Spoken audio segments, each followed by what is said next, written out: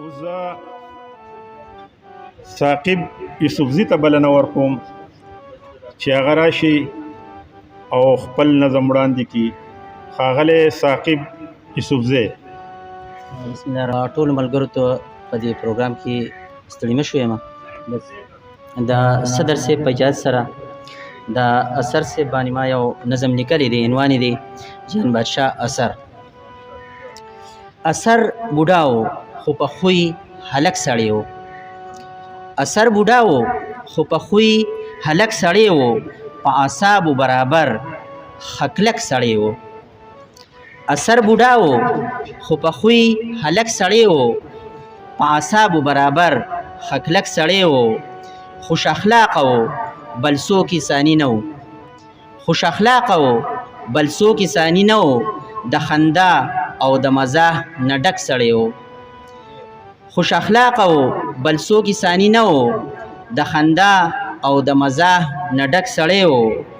او یاد ساتو به یې د اواز ملګري ټول مونږ. یاد ساتو به یې د اواز ملګري ټول مونږ، داسې نه چې جان بادشاه څوک ورک سړی و. یاد ساتو به یې د اواز ملګري ټول مونږ، داسې نه چې جان بادشاه څوک ورک سړی و.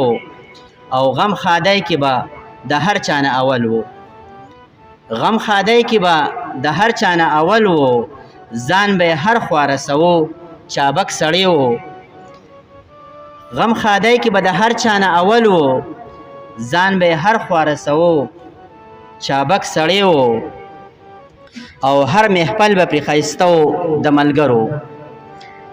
هر محفل به پرې ښایسته و د ملګرو، دروند پوښتنو د جرګو ملک سړی و. هر محفل به پرې ښایسته و د ملګرو، دروند پوښتنو د جرګو ملک سړی و. د ظاهر او د باطن یې فرق نه و.